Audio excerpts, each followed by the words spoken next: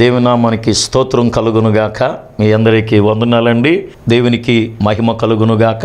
Reverend P పాలరాజయ్య గారు Bible యొక్క సందేశములను ఈరోజు అనేక మందికి వినిపించటం జరిగింది. ఈరోజు 2 రాష్ట్రాల్లో బహుగా వాడబడుతున్న దైవజనులు పాలరాజయ్య గారు కనుక వారి యొక్క బైబిల్ సందేశాన్ని నేను ప్రార్థన టీవీలో చూసి విని ఉన్నాను. ఆయనని కలవాలని ప్రార్థన టీవీ స్టూడియోకి నేను రావటం జరిగింది. వారితో కూడా కలిసి మాట్లాడటానికి దేవుడు ఒక మంచి కృపను దేవుడు నాకు అనుగ్రహించాడు. ఈనాడు ఆయన సందేశముల ద్వారా అనేక మంది సేవకులు కానీ విశ్వాసులు కానీ మారు మనసు పొంది రక్షింపబడి ఆయన సందేశాలు అనేక మందికి ఉపయోగకరంగా ఉంచబడిని అని నేను అనుకుంటూ ఉన్నాను. అంతేకాదు కానీ గుండె నిండా యేసు ఉంటే అనే పాటని రచయితగాను అలాగే వారే పాడి కంపోజింగ్ చేశారు. దేవుడు ఆ పాట ద్వారా అనేక మందిని ధైర్యపరిచింది.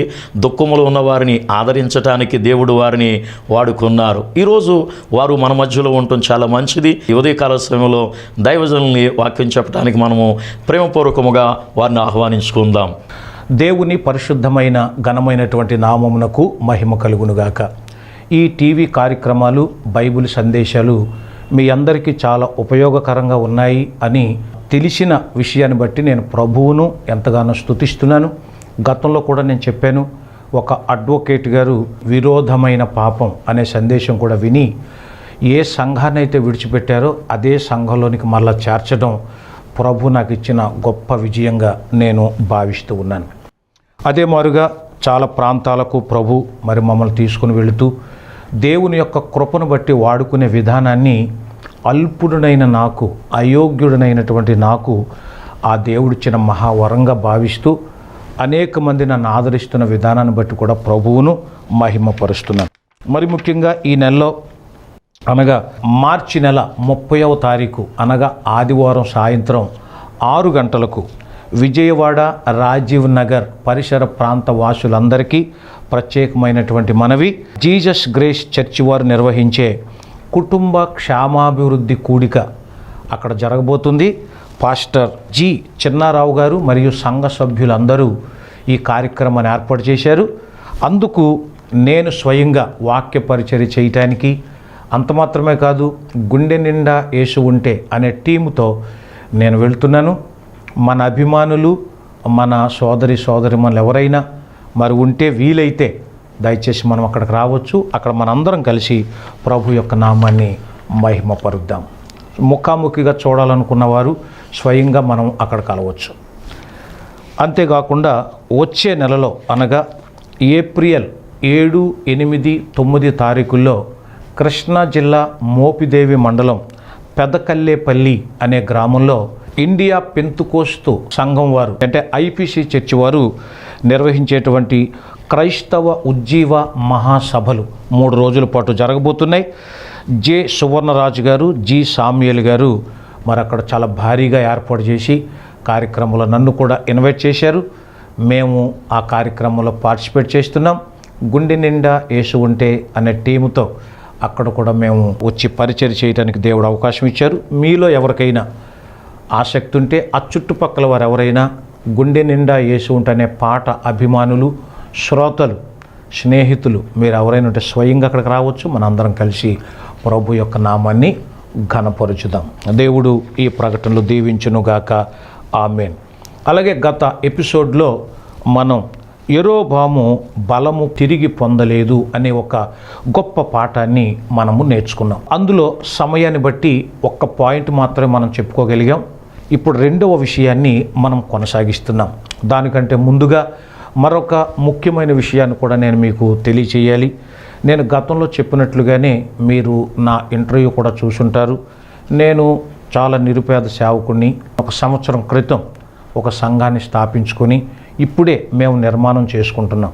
ఈ నిర్మాణ పనుల్లో మాకు సంబంధించిన సంఘ బిడ్డలు, వ్యవసాయ కూలీలు, అలాగే భవన నిర్మాణ కార్మికులు వారి శక్తి కొలది, సామర్థ్యం కొలది కాస్తో కోస్తో సహాయం చేయటాన్ని బట్టి కొంతవరకు మేము కట్టుకోగలిగాం. అంటే మందిరం పైకి కట్టగలిగాం, పైన రేకులు వేయగలిగాం, ప్లాస్టింగ్లు చేసుకోగలిగాం. ఇక తలుపులు కిటికీలు పెట్టుకోవాలి, ఆ తర్వాత పైన సీలింగ్ వేయాలి, కిందేమో టైల్స్ వేయాలి, చుట్టూ ప్రహారీ గోడ కట్టాలి. దీనికి దాదాపుగా ఒక 3 నుంచి 5 లక్షల రూపాయలు అవసరమని మేస్త్రులు ఒక అంచనా వేశారు. అంత భారీ మొత్తం మా దగ్గర లేక ప్రస్తుతానికి ఆ పనులు ఆగే. శ్రోతలు మీరందరూ కూడా కొంచెం ప్రార్థన చేసి దేవుడు మిమ్మల్ని ప్రేరేపిస్తే తక్కువ సహాయమైనా సరే, మీరు చాలామందికి చేసి ఉంటారు, చాలా పెద్ద పెద్ద సంఘాలకు పెద్ద పెద్ద మందిరాలకు చేసి ఉంటారు. మాకు కూడా మీరున్న ప్రేమను బట్టి కాస్త సహాయం చేస్తే మాకు చాలా గొప్ప దీవెన అవుతుందని నేను ఎంతగానో మనవి చేస్తున్నాను. మొన్న 24వ తారీఖు నాకు ఒక ఫోన్ కాల్ వచ్చింది. రాజస్థాన్కి చెందిన ఒక మామగారు. ఆవిడని అమ్మమ్మ అన్నాను ఫస్ట్. నేను దగ్గరికి వెళ్ళిన తర్వాత అమ్మ అని పిలిచాను. గుండె నిండా యేసు ఉంటనే పాట విని నా ఇంటర్వ్యూ చూసి వెంటనే నాన్న నిన్ను కలవాలి, నిన్ను చూడాలి అని ఆ తల్లి ఎంతో ఆప్యాయతగా నన్ను పిలిచింది. చాలా దూర ప్రయాణం, నరసాపురంలో దిగి అక్కడి నుంచి పంటి మీద రేవు దాటి సకినేటిపల్లి వెళ్ళి అక్కడి నుంచి ఆ తల్లిని నేను కలిశాను. కడుపు నిండా భోజనం పెట్టింది. చాలా మంచి పరిచర్య. అంటే విశ్వాసుల్లో కూడా నేను అలాంటి ఆ వ్యక్తిని చూడలేదు అని అంటే విశ్వాసులను తక్కువ చేస్తున్నానని కాదు.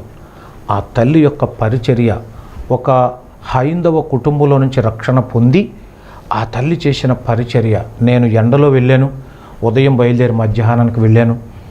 ఎండలో నేను చెమటలతో వెళితే నేను షూ తీసుకుని సాక్షులు తీసుకుని కాళ్ళు కడుక్కోవాలి అనేటప్పటికీ నన్ను తీసుకుని వెళ్ళిన ఆనంద్ గారు నాకు జగ్గుతో నీళ్ళు ఇవ్వబోతుంటే ఆ తల్లి పరిగెత్తుకుని వచ్చి, అరే ఆ పరిచర్య నాది, దేవుడు లాంటి వాడు ఆయన పాదాలు నేనే కడగాలని ఆ జగ్గుతో నీళ్ళు వేసి నా పాదాలు కడిగితే నా ప్రాణం విలవెల్లాడిపోయింది. హృదయం చాలా స్పందించింది. ఒక తల్లి 80 ఏళ్ల వృద్ధురాలు ఈ దీన సేవకుణ్ణి అంత గౌరవించడానికి ఆ ప్రభు యొక్క మహాకృప నాకు చాలా సహాయం చేసింది.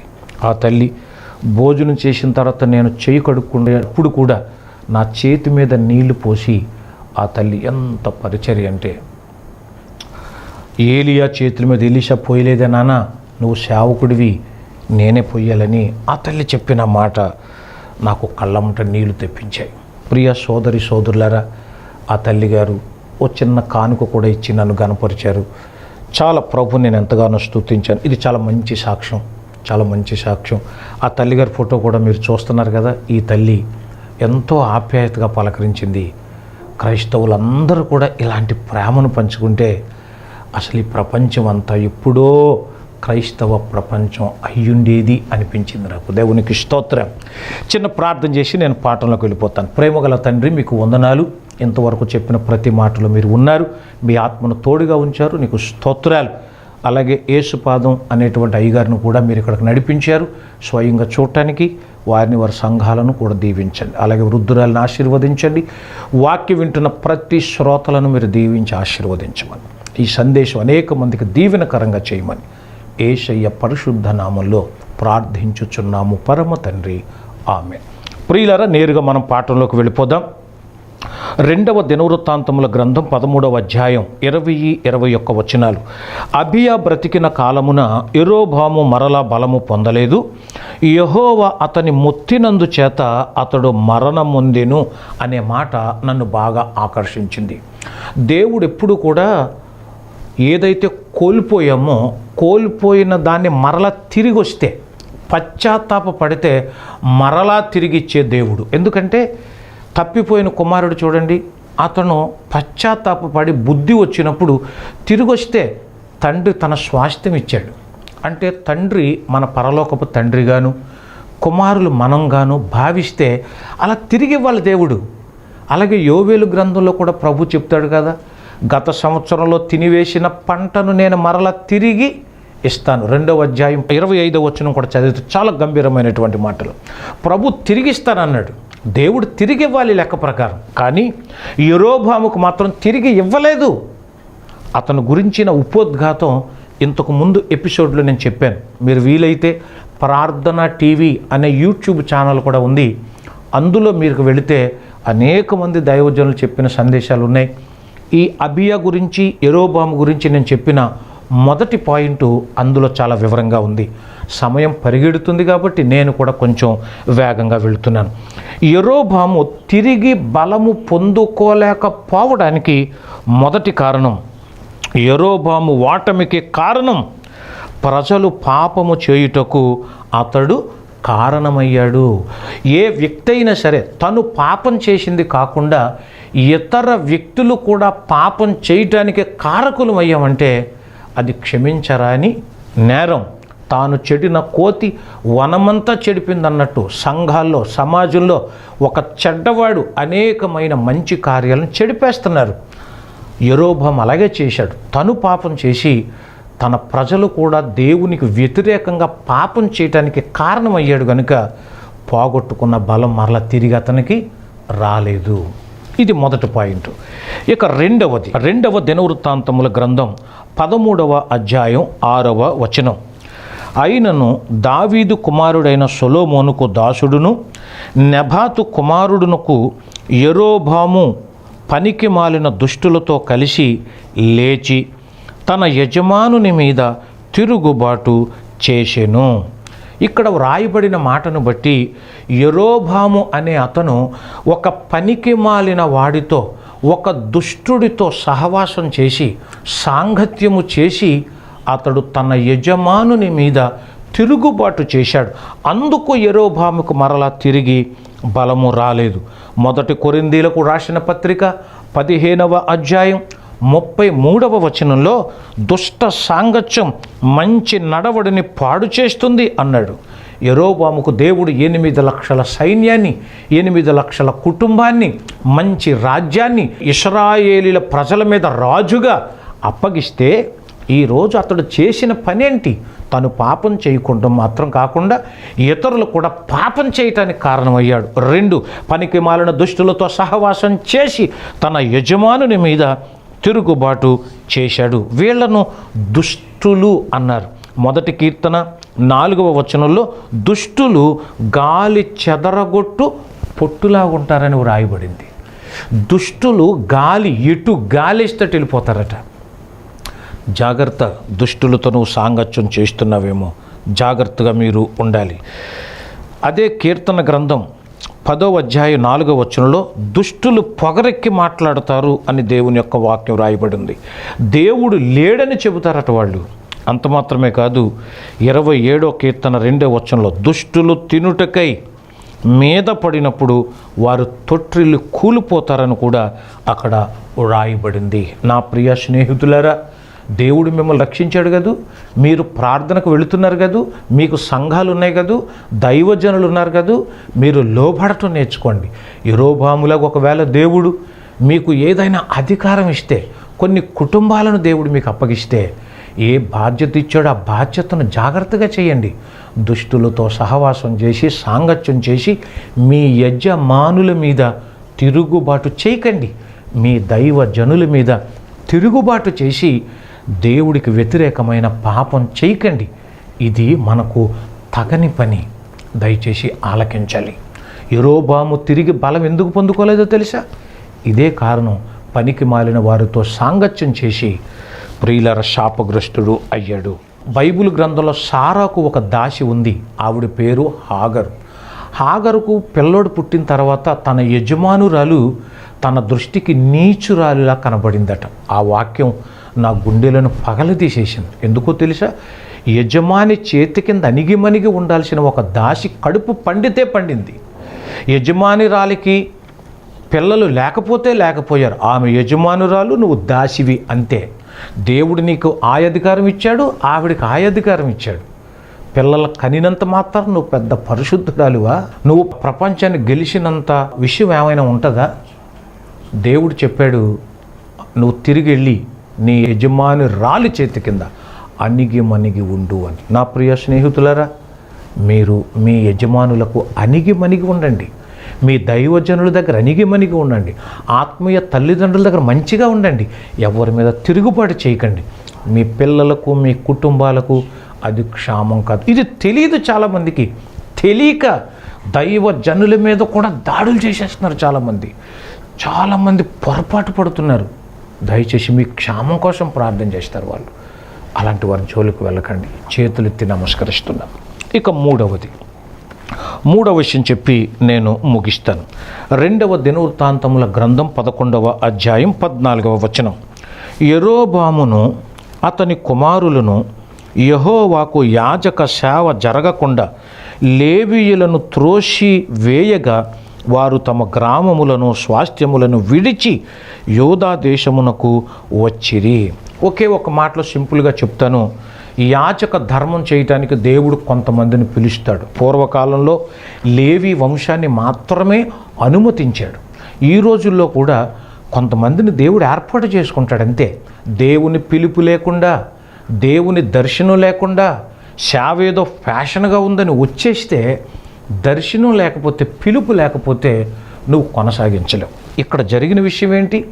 యాజక సేవ జరగకుండా రాజు అయితే అయ్యాడుగాక యెరోబాము పిల్లలు రాజకుమారులు అయితే అయ్యారుగాక తండ్రి కొడుకులు ఇద్దరు కలిసి దైవ సేవకులను త్రోసేశారంటే నెట్టేసి ఉంటారేమో.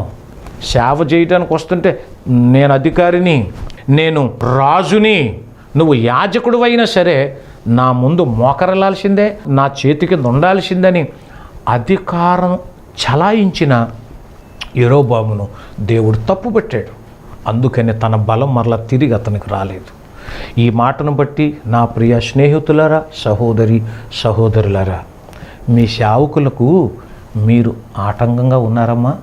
కొంతమంది సంఘాల్లో తలనొప్పుగా తయారవుతారు. ఎవరో ఒకరు ఇద్దరు ఉంటారు, అందరూ అలాగ ఉండరు. ఒకరో ఇద్దరు ఉంటారు. అమ్మా, ఈ సందేశం ఒకవేళ నీకోసమేనేమో, ఈ ప్రార్థన టీవీ ద్వారా దేవుడు నీ దాకా చేర్చాడమ్మా. అమ్మా, నా మాట వినండి. నీ వలన సేవ పాడవకూడదు. దైవజనుడు సంతోషంగా ధైర్యంగా సేవ చేయాలమ్మా. దైవజనులు ఆనందించాలమ్మా. సంఘ బిడ్డలను బట్టి దైవజనులను త్రోసేస్తే తమ స్వాస్థ్యాన్ని విడిచిపెట్టారంటే భూములు స్థలాలు విడిచిపెట్టి వెళ్ళిపోయారట వాళ్ళు. అలాంటి దానికి కారణమయ్యాడు ఆయన యెరోబాము. అందుకని అతడు బలాన్ని మరలా తిరిగి పొందలేదు. మరి ఏమైంది? చివరికి ఏమైందంటే యెహోవా అతన్ని మొత్తినందు చేత అతడు మరణముందాడు. అతడు మరణించాడు. కానీ తప్పిపోయిన కుమారుడు ఉన్నాడే, వాడు తిరిగొచ్చాడు కాబట్టి, పశ్చాత్తాపడ్డాడు కాబట్టి విషయం చెప్పాడు. నీకును పరలోకానికి విరోధముగా పాపం చేశాను నాన్న, నేను, నన్ను క్షమించవా, నీ కొడుకుగా కుమారుడుగా ఉండే యోగ్యత లేదన్నాడు. ఆ పశ్చాత్తాపం యెరోబాములో రాలేదు. ఇంకో విషయం చెప్పనా?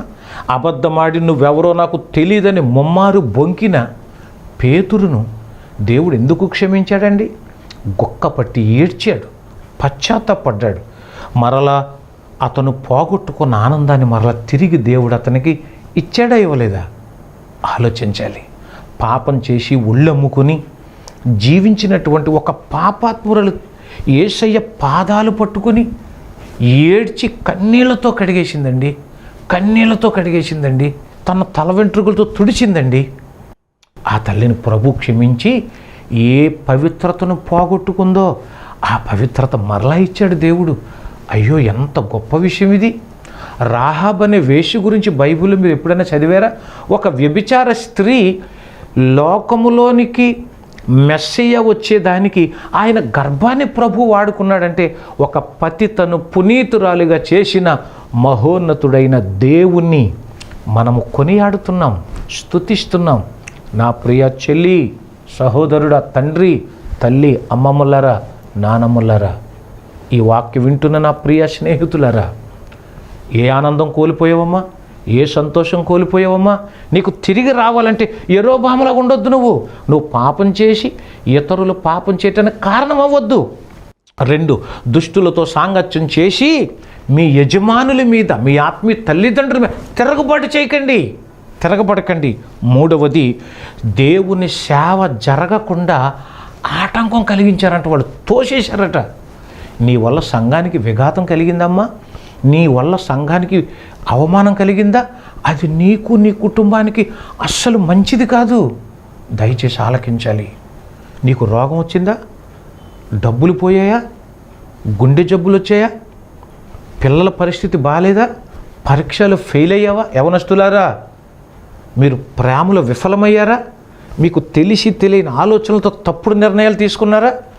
ప్రశాంతమైన వాతావరణం నేను పాడు చేసుకున్నాను అని నీ జీవితానికి ఎప్పుడైనా అనిపించిందా? అలాగనిపిస్తే ఇదే మిక్కిలి అనుకూలమైన సమయం. మీరు నా ఇంటర్వ్యూ చూశారో లేదో, దీనికి ముందు ఎపిసోడ్స్లో నేను చెప్పాను. మా అమ్మగారు ఇంటింటికి పాచి పని చేసి మమ్మల్ని ఇంతవరకు తీసుకొచ్చింది. 10వ తరగతిలోకి వచ్చిన తర్వాత మా అమ్మకి నాన్నకి సహాయపడాలని నేను హోటల్లో పనిచేశానండి. ఈరోజు బైబిల్ పట్టుకున్న నా చేతులు ఒకప్పుడు హోటల్స్లో అంటులు తోమయండి తెలియదు చాలామందికి. ఈరోజు నేను సిగ్గుపడడం లేదు. వైజాగ్లో గురుద్వార బస్ స్టాప్కు ఎదురుగా ఒక హోటల్ ఉండేదండి. అక్కడ ముత్యాల సుబ్బారావు గారని మా ఊరికి చెందిన ఒక చౌదరి సాయిన అక్కడ హోటల్ పెట్టుకున్న త్రిమూర్తులు గారు ఆయన పేరు. బిల్డింగ్ ఏమో ముత్యాల సుబ్బారావు గారిది, యజమానేమో ఆ హోటల్ పెట్టుకున్న ఆయన త్రిమూర్తులు గారు. అక్కడ నేను గిన్నెలు కడిగానండి. మొట్టమొదటిగా ఆ రోజులు తలుచుకుంటే నాకు చాలా బాధ అనిపిస్తుంది. ఈరోజు చూడండి, ప్రభు నన్ను ఒక సేవకుని చేశాడు. నేను ఆయన దగ్గరికి వచ్చాను. మా అమ్మ ప్రభు నమ్ముకుంది, మా నాన్న ప్రభు నమ్ముకున్నారు, మమ్మల్ని అందరినీ దేవుని సన్నిధికి నడిపించారు. ఈరోజు నేను ఒక సేవకుడిగా దేవుడు నన్ను అభిషేకించాడు. నాకంటూ కొన్ని ఆత్మలను దేవుడు ఇచ్చాడు, ఓ మందిరాన్ని ఇచ్చాడు దేవుడు. అది మేము కట్టుకుంటున్నాం. నా ప్రియ స్నేహితులారా, కోల్పోయింది మరలా తిరిగి ఇచ్చాడు నాకు. ఇప్పుడు ఎంత ఆనందంగా ఉంటుందంటే, ప్రభు వాక్యం చెప్పాలన్నా, పాట పాడాలన్నా, ఆరాధన చేయాలన్నా మా బిడ్డలందరితో కలిసి మేము ఎంత సంతోషంగా ఆరాధన చేస్తాము. మీరు స్వయంగా చూడాలనుకుంటే మీరు ఎప్పుడైనా రావచ్చు. ఇటు విజయవాడ నుంచి విస్సన్నపేట వెళ్ళే బస్సు అంటే 308 నూజివీడు విస్సన్నపేట వెళ్తుందా బస్సు. నూజివీడు నుంచి ఇటు వచ్చినా సరే 308 బస్సు అనమాట. నెక్కలం గొల్లగూడెం అనే ఊర్లో దిగాలి.